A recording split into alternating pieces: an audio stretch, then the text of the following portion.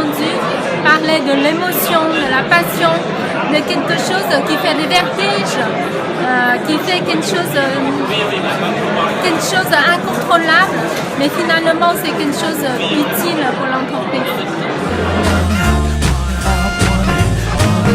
C'est ça Matkala propose, c'est entretenir le feu allumé par les idées, par les conférences courtes comme ça pendant 20 minutes. Nous on propose des ateliers, des formations. Je m'appelle Hazan, je viens de Vietnam, ma ville c'est Hanoï et je fais des allers-retours entre Hanoï et Paris pour travailler pour Matkala. Matkala, c'est une société fondée par Vincent Cespedes, un philosophe, et nous on propose des formations, des conférences autour d'un concept qui s'appelle la philosophie appliquée. Nous, on ne donne pas un outil tout fait comme ça, on ne donne pas des conseils, on donne juste le goût de réflexion. Et à partir de là, ça devient eux-mêmes. On ne donne pas quelque chose tout fait. Matkala, c'est un pôle de conférenciers. Nous, on propose des conférences vraiment inspirantes.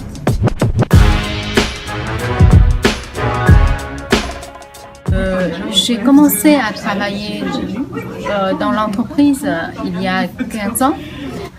J'étais la première personne de Hermès Vietnam et puis après Christian Dior Vietnam et à partir de là j'ai fait la connaissance avec le monde d'entreprise français mais au Vietnam et maintenant ce que je veux c'est aller vivre en France pour entrer vraiment dans le monde d'entreprise en France et en espérance de donner une autre couleur, une autre sens dans le monde d'entreprise parce que je sais, avec mon expérience, je sais que c'est un monde qui manque un peu de l'humanité.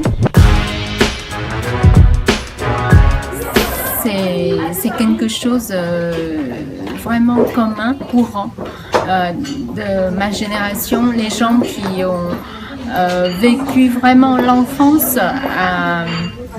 dans les années 80. C'est la pauvreté, cette période, ça veut dire qu'il n'y a pas beaucoup de choses à manger, que ça veut dire qu'on doit partager même un petit morceau de pain.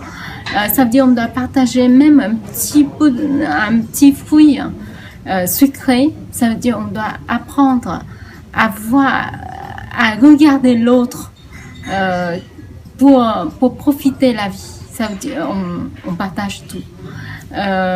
Et la pauvreté de cette époque-là, ça veut dire une leçon pour maintenant. C'est-à-dire on peut toujours accepter ce que la vie nous donne et partager et être optimiste parce qu'il n'y a plus rien qui peut être pire que ce que j'ai vécu. Donc pour moi, ça m'a donné une leçon de la vie, c'est l'optimisme, partager et avancer.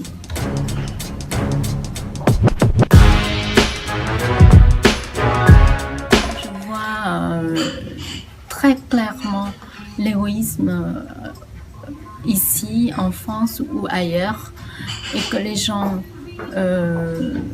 n'osent pas, peut-être ils ne sont pas égoïstes en vrai, mais ils n'osent pas partager, ils n'osent pas aller vers l'autre pour proposer, pour partager, peut-être. Mais c'est quelque chose à apprendre.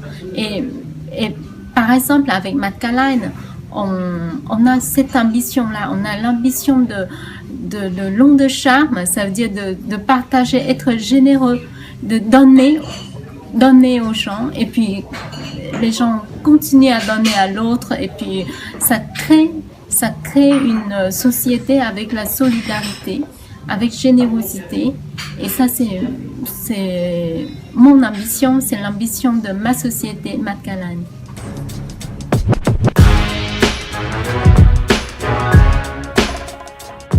Skyline, on a construit des ateliers très concrets, des ateliers une journée.